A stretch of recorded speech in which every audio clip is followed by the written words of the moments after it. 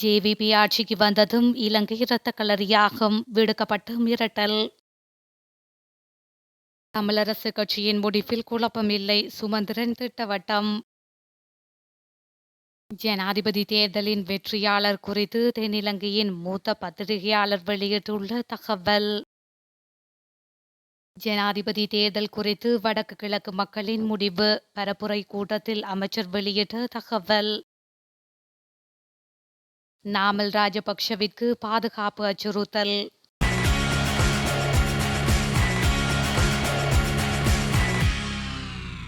ஜனதா விமுக்தி பெரமுனவின் ஓய்வு பெற்ற இராணுவ உறுப்பினர்களின் ஒன்றியத்தை சேர்ந்த ஒருவர் கட்சியின் சட்டையை அணிந்து கொண்டு நாங்கள் ஆட்சிக்கு வந்ததும் ஐக்கிய மக்கள் சக்தி, ஐக்கிய தேசிய கட்சி மற்றும் ஸ்ரீலங்கா பொதுஜன பெரமுன ஆகிய அனைத்து கட்சியினரையும் தாக்குவோம் என மிரட்டல் விடுப்பதாக நாடாளுமன்ற உறுப்பினர் பிரேமநாத் சி தொலவத்த குற்றப்புலனாய்வு திணைக்களத்தில் முறைப்பாடு செய்துள்ளார். தேசிய மக்கள் சக்தியை ஆதரிக்கும் ஓய்வு பெற்ற இராணுவ உறுப்பினர்கள் என்ற அமைப்பு நடாத்திய அரசியல் கூட்டத்தின் முடிவில் இந்த காணொளி சமூக வலைதளங்களில் வெளியாகியுள்ளது. தேசிய மக்கள் சக்தியின் கட்சி சின்னம் கொண்ட டி-ஷர்ட் அணிந்து நாங்கள் தேசிய மக்கள் சக்தியை சேர்ந்தவர்கள், நாங்கள் ஆட்சிக்கு வந்ததும் ஐக்கிய தேசிய கட்சி, ஸ்ரீலங்கா பொதுஜன பெரமுன மற்றும் ஐக்கிய மக்கள் சக்தியில் உள்ள அனைவரையும் தாக்குவோம் என சமூக வலைதளங்களில் அறிக்கை வெளியிடுவது வன்முறையை தூண்டுவதாக உள்ளதாக நாடாளுமன்ற உறுப்பினர் தெரிவித்துள்ளார். தேர்தலின் பின்னரான வன்முறைகள் மூலம் நாடு இரத்த களரியாக மாறும் அபாயம் உள்ளதால் இது குறித்து அவசர விசாரணை நடாத்துமாறு குற்றப்புலனாய்வு திணைக்களத்திடம் கோரிக்கை விடுக்கப்பட்டுள்ளதாகவும் நாடாளுமன்ற உறுப்பினர் குறிப்பிட்டுள்ளார். இலங்கை ஜனாதிபதி தேர்தலில் சஜித் பிரேமதாசவை ஆதரிப்பதாக தமிழரசு கட்சி எடுத்த தீர்மானத்தில் எந்தவித குழப்பமும் இல்லை என தெரிவிக்கப்பட்டுள்ளது. இலங்கை தமிழரசு கட்சியின் பேச்சாளர் எம்.ஏ. சுமந்திரன் தனது எக்ஸ் தளத்தில் இந்த விடயம் தொடர்பில் குறிப்பிட்டுள்ளார். குறித்த பதிப்பில் ஜனாதிபதி தேர்தலில் சஜித் பிரேமதாசவை ஆதரிப்பதாக கடந்த செப்டம்பர் 1 முடிவெடுக்கப்பட்டது. வவுனியாவில் இதனை தமிழரசு கட்சி உத்தியோகபூர்வமாக அறிவித்திருந்தது. எனவே நான் உட்பட எமது கட்சியின் ஒவ்வொரு உறுப்பினரின் நிலைப்பாடும் அதுதான். அந்த நிலைப்பாடு குறித்து எந்த குழப்பமும் இல்லை என அவர் பதிவிட்டுள்ளார். இலங்கை ஜனாதிபதி தேர்தல் இம்மாதம் 21 நடைபெறவுள்ளமையும் குறிப்பிடத்தக்கது. எதிர்வரும் ஜனாதிபதி தேர்தலில் ரணில் விக்ரமசிங்க வெற்றி பெறுவார் என மூத்த பத்திரிகையாளர் விக்டர் ஐவன் தெரிவித்துள்ளார். ஜனாதிபதி தேர்தல் களம் தீவிரமடைந்துள்ள நிலையில் இது தொடர்பான தனது நிலைப்பாட்டை அவர் தெரிவித்துள்ளார். இதன்போது இதுவரை பிரதான 2 கட்சிகளின் வேட்பாளர்கள் ஜனாதிபதி பதவிக்கு போட்டியிட்டனர். ஆனால் இம்முறை 3 போட்டிக்களத்தில் உள்ளனர். எதிர்க்கட்சி தரப்பில் இருக்கும் இருவரின் வாக்குகள் 2ஆக பிரியும் நிலை உள்ளது. அது ரணிலுக்கு சாதகமாக அமையும் என விக்டர் ஐவன் தெரிவித்துள்ளார். இந்த நிலையில் ஜனாதிபதி வேட்பாளர் ரணிலுக்கு அரசியல்வாதிகள் உட்பட பலர் தமது ஆதரவை வழங்கி வருகின்றனர். இந்த நிலையில் ரணில் விக்ரமசிங்கவுக்கு தபால் மூல வாக்குகளில் அனுகூலம் உண்டு எனவும் தெரிவிக்கப்பட்டுள்ளமை குறிப்பிடத்தக்க விடயமாகும். ஜனாதிபதி வேட்பாளர் நாமல் ராஜபக்ஷவிற்கு பாதுகாப்பு அச்சுறுத்தல் ஏற்பட்டுள்ளதாக ஸ்ரீலங்கா பொதுஜன முன்னணி தெரிவித்துள்ளது. நாமல் ராஜபக்ஷவின் பாதுகாப்பினை பலப்படுத்துமாறு புலனாய்வு பிரிவினர் அறிவித்துள்ளதாக கட்சி குறிப்பிட்டுள்ளது. இந்த விடயம் தொடர்பில் தேர்தல் ஆணைக்குழுவிற்கும் போலீசாருக்கும் அறிவிக்க நடவடிக்கை எடுக்கப்பட்டுள்ளது. இதேவேளை வெளிமடை திரையரங்கில் அண்மையில் நடைபெற்ற நாமல் ராஜபக்ஷவின் பிரச்சார கூட்டத்திற்கு விளையாட்டு துப்பாக்கியுடன் சென்ற 2 இளைஞர்கள் கைது செய்யப்பட்டுள்ளனர்.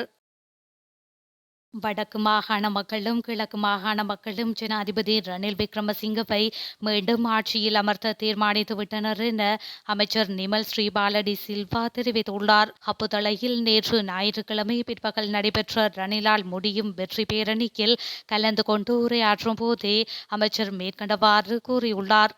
அங்கு மேலும் கருத்து தெரிவித்த அவர், சஜித் பிரேமதாசவால் அல்லது அனுரகுமார திசாநாயக்கவால் இந்த நாட்டுக்கு எந்த நன்மையும் கிடைக்கப் போவதில்லை. அவர்கள் இருவரும் பிரதமர்களாக கூட பதவி வகித்தவர்கள் இல்லை.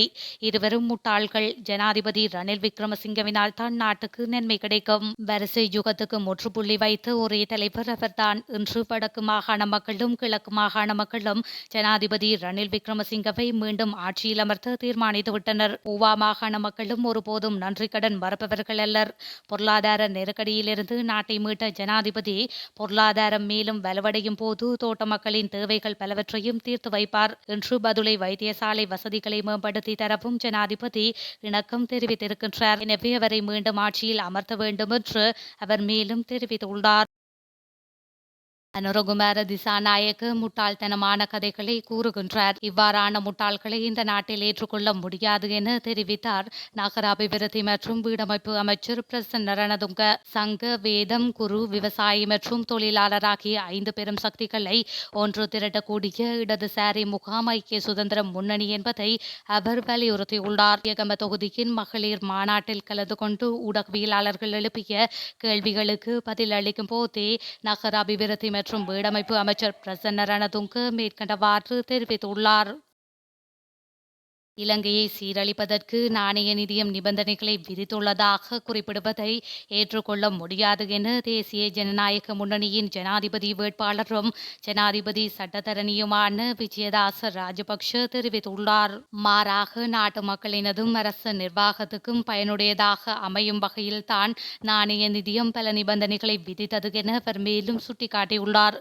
மார்ச் 12 இயக்கத்தின் ஏற்பாட்டில் பண்டாரநாயக்க ஞாபகார்த்த சர்வதேச மாநாட்டு மண்டபத்தில் நேற்று இடம்பெற்ற ஜனாதிபதி வேட்பாளர்களுக்கிடையிலான விவாதத்தில் கலந்து கொண்டு உரையாற்றுகையிலேயே அவர் மேற்கண்டவாறு குறிப்பிட்டுள்ளார்.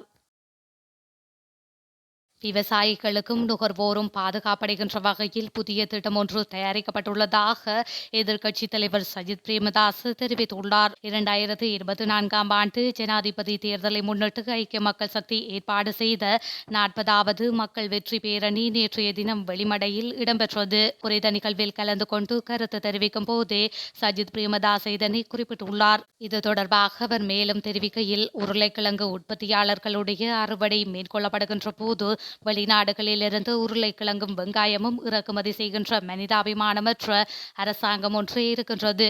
எனவே விவசாயிகளும் நுகர்வோரும் பாதுகாப்படைகின்ற வகையில் புதிய திட்டம் ஒன்று தயாரிக்கப்பட்டுள்ளது. குளிரூட்டி வசதிகள் ஆரம்பிக்கப்படுவதோடு பால் உற்பத்தியாளர்களையும் மிளகு உற்பத்தியாளர்களையும் பாதுகாப்போம். பச்சை வீட்டு நிர்மாணத்திற்காக சலுகை அடிப்படையில் கடன் வழங்குவோம். அத்தோடு பூக்கள் உற்பத்தியாகவும் அர்ப்பணிப்புடன் செயல்படுவோம் என அவர் மேலும் தெரிவித்துள்ளார். ரஷ்யாவின் ராணுவ வலிமையால் உக்ரைனிய வீரர்கள் மன உளைச்சலுக்கு ஆளாகி சோர்ந்து போயுள்ளதாகவும் உக்ரைனிய ராணுவத்தில் புதிதாக சேர்க்கப்பட்ட பலர் போருக்கு செல்ல மறுப்பதாகவும் CNN தெரிவித்துள்ளது. பல உக்ரைனிய வீரர்கள் ரஷ்ய ராணுவத்தால் கொல்லப்பட்டதாகவும் மீதமுள்ள பல வீரர்கள் உக்ரைன் ராணுவத்தை விட்டு வெளியேற தொடங்கியுள்ளதாகவும் CNN செய்தி நிறுவனம் தெரிவித்துள்ளது. மேலும் உக்ரைன் ராணுவத்தில் புதிதாக சேர்க்கப்பட்ட வீரர்கள் ராணுவத்தை விட்டு வெளியேற முயல்வதும் அவர்கள் பிறப்பித்த உத்தரவுகளுக்கு அடிபணியாமல் இருப்பதும் கடும் சிக்கலாக மாறியுள்ளதாக செய்தி சேவை தெரிவித்துள்ளது. இந்த வருடத்தின் முதல் 4 மாதங்களில் மாத்திரம் உக்ரைன் ராணுவத்திலிருந்து வெளியேறிய 19,000 பேருக்கு எதிராக அந்த நாடு சட்ட நடவடிக்கை எடுத்துள்ளதாகவும் அந்த செய்தி சேவை குறிப்பிட்டுள்ளது.